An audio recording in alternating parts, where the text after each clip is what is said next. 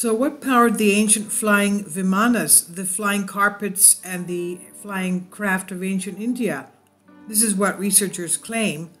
A few days ago, I posted a video from ancient Greek texts that archaeologists were reading, stating that the aircraft, the UFOs and flying craft, were actually using the Earth's power grid as energy source. So were they using the same type of energy source, for example, as the energy of the pyramid or the Tesla Tower? That's what a lot of researchers believe. Now, could there have been a single power source for overwhelming evidence of flying vehicles in the rich accounts of ancient India? The Vimanas were real aircraft, they said, they were featured in stories that go back before the Bible. And if we could physically find the power source in, let's say, New Delhi, India, then possibly the fabulous tales of air travel and high technology warfare as well might be historically accurate. If a type of anomaly or oddity far removed from anything seen previously were discovered directly in the middle of the land of legendary flying carpets, we might conclude here was what powered Vimana airships meticulously described in prehistoric books such as the Mahabharata, the Bhagavad Gita, the Vedas, and more, even ancient Greek and ancient Egyptian texts, very old reports from India as well.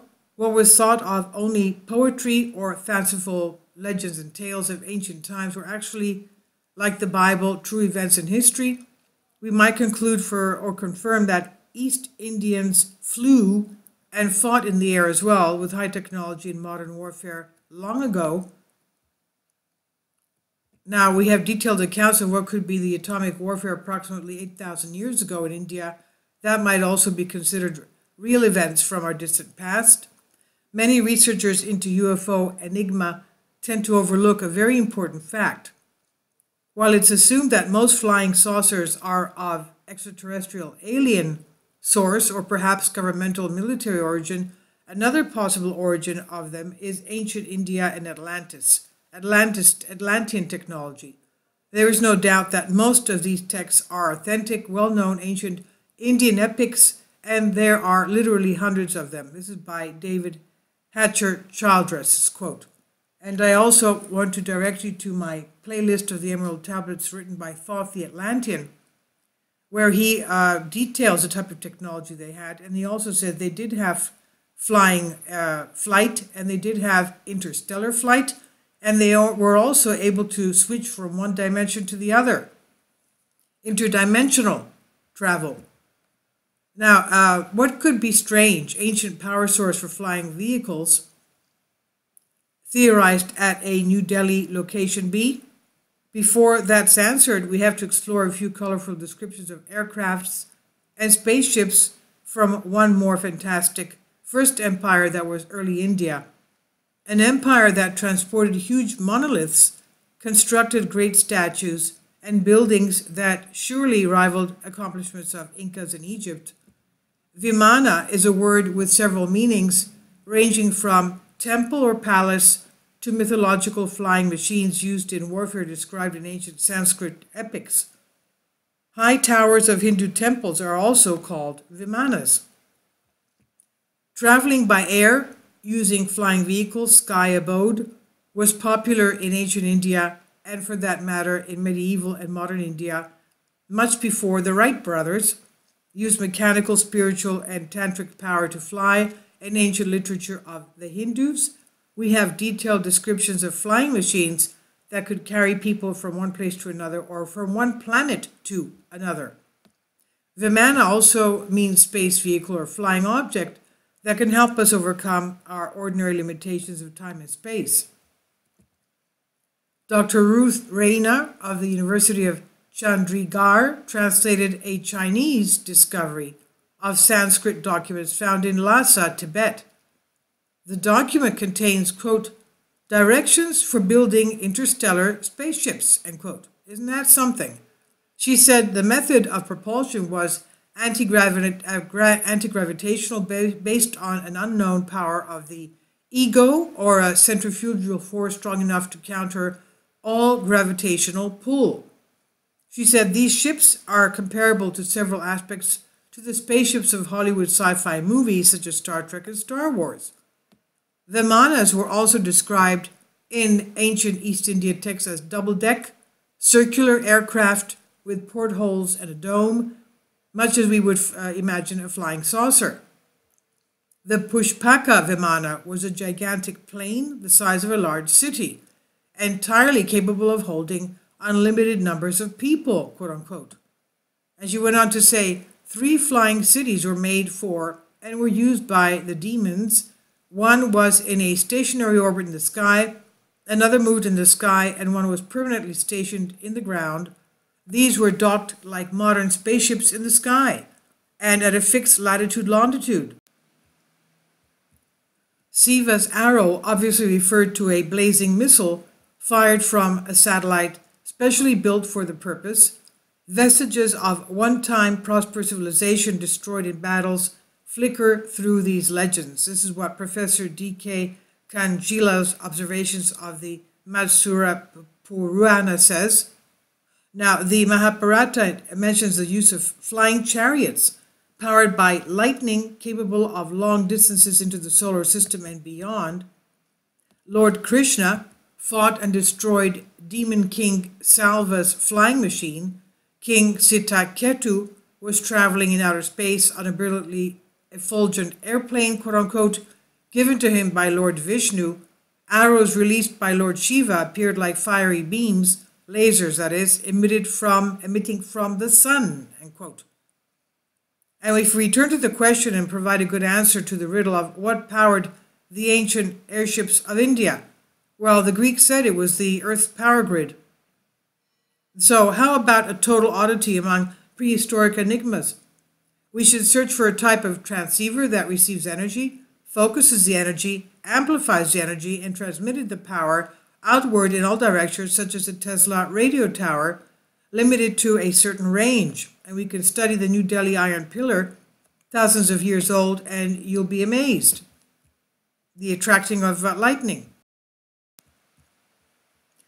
So could the secret power source of prehistoric Vimanas, recorded sky and space vehicles commonly called East Indian flying carpets, have been the bizarre, anomalous, and quasi-alien magnetic, rustless, misnamed Ashoka iron pillar that just happens to be located in New Delhi?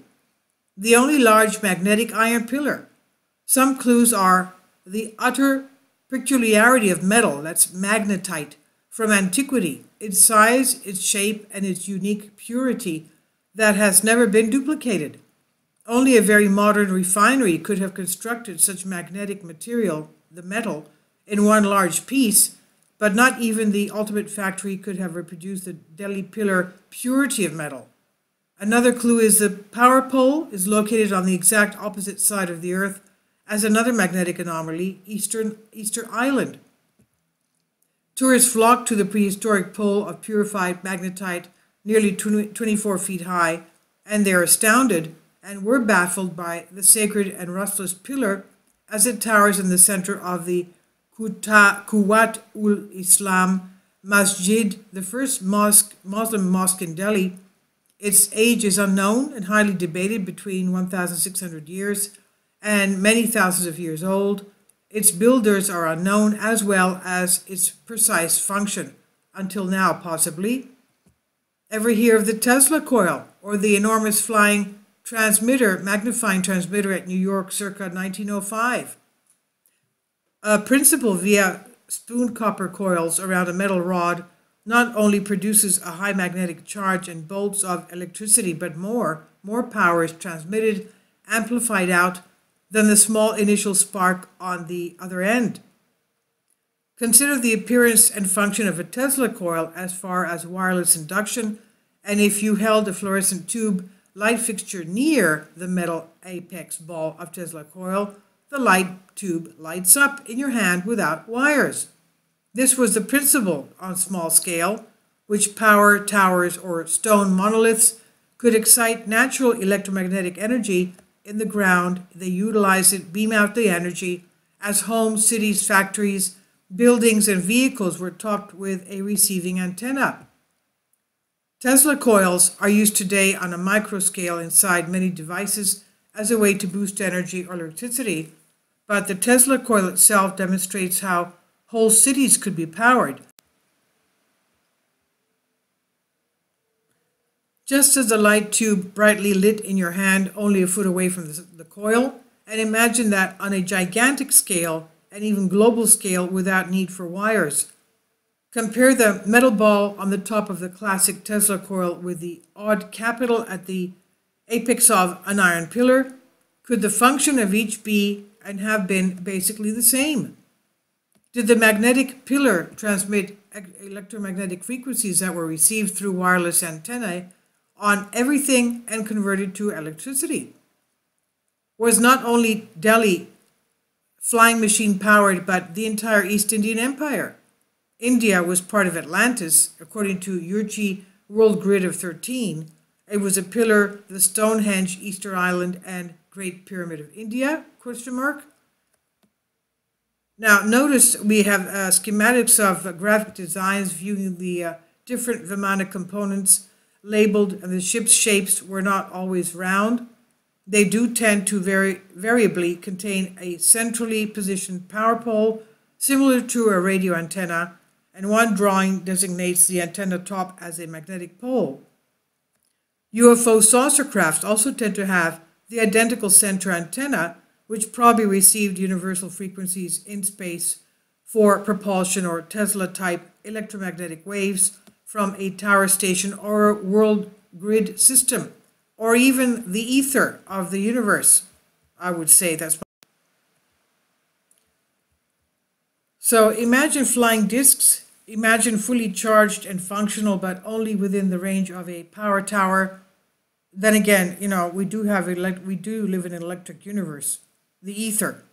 Now, as a particular radio station fades the farther from the broadcast tower, so does the wireless energy many miles from the pole tower or giant charged statue, monolith, obelisk, or pyramid. Another great EM source or grid station would be needed to expand the range of power and the area the vehicles traversed in the network. So if we look again into the relationship between major sites and cradles of civilization globally, Delhi perfectly fits into the geopattern in Eureka's grid of 13 Atlantis power stations. Indian Pillar is the same distance from the Great Pyramid of Stonehenge, Zimbabwe, and Tassili, and we can note special latitude New Delhi shares with the Great Pyramid and Bermuda Triangle, or the main power station. Stone, like metal, can be charged and carry an electrical charge, and the sites are all magnetic vortices of electrical ley lines. Ayers Rock or Uluru in Australia is a prime example of a magnetic rod with prehistoric relics, petroglyphs, and structures at Alice Springs in Australia. Understanding that layouts of ancient India, also West Indians, pyramids, monoliths, great statues, stelae, obelisks, columns, totems, all had special scientific purposes that had to do with the transmission of vast amounts of electricity or energy. Stonework of the Incas, Egyptians, East Indians, Mayans, and other cycles of early Indian empires, functioning basically like utility poles or giant tuning forks that vibrated, excited with usable energy, the power originally transmitted by 13 culture centers, tower stations essentially, to a large number of surrounding substations. What surrounds Stonehenge for many square miles, even northern France, smaller stone circles that what usually surrounds a big aligned pyramid, smaller aligned pyramids. Some can be said for standing stones, the same can be said for standing stones, stelae, columns, totems, and statues. Pattern to their placement has to do with distribution of wireless Tesla energy over long distances. And as mentioned earlier, on the exact opposite end of the Earth from New Delhi, India, is the enigma of isolated Easter Island, thousands of miles from the mainland. Ancient flyers, pilots, spaceships, and air wars were a part of India, and also an essential part of Easter Island. Memories of a bird cult remain that could be long lost echoes of an ancient air corps. Now, the very same language in the form of a hieroglyphic alphabet was discovered in the Indus Valley and on Easter Island. That strange fact is one more connection from two locations that could not be farther away. The mystery only intensifies and supports the idea of modern flight. A magnetic pole at either end of the Earth. Ships' compasses are known to turn towards a magnetic island that should not have sustained a prehistoric civilization, but did. In Eureca's scenario, a remote island only had one powerful Maui statue, a receiving pillar.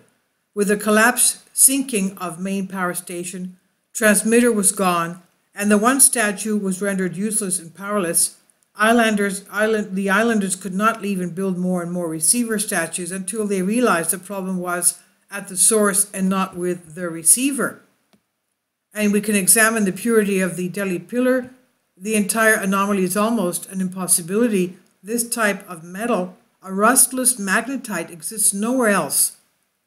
Could the reason be thousands of years of powerful discharges of electricity have purified the metal? It's a good bet that the Delhi pillar functioned as an early Tesla magnifying transmitter or giant coil, which wirelessly energized everything around it, especially air forces and saucer-type spaceships detailed in the holy texts. There are reasons the eastern islands of India were known for their sky cities and flying carpets in the common language. The answer has to do with accounts of space flights, air travel, great weapons, atomic warfare, and other high-tech things told to us in the form of legends and old stories. Okay, this is the information by Doug Urchi, Delhi Pillar World Grid, and it's on Bended Reality. Please leave your comments. Thank you for your support. Finally, support my Patreon account. The daily posts are 5 videos daily, and they are totally different from what I have on my YouTube channel. Thank you so much for your support and that you find all my content so interesting. You'll find the Patreon account details in the description box below.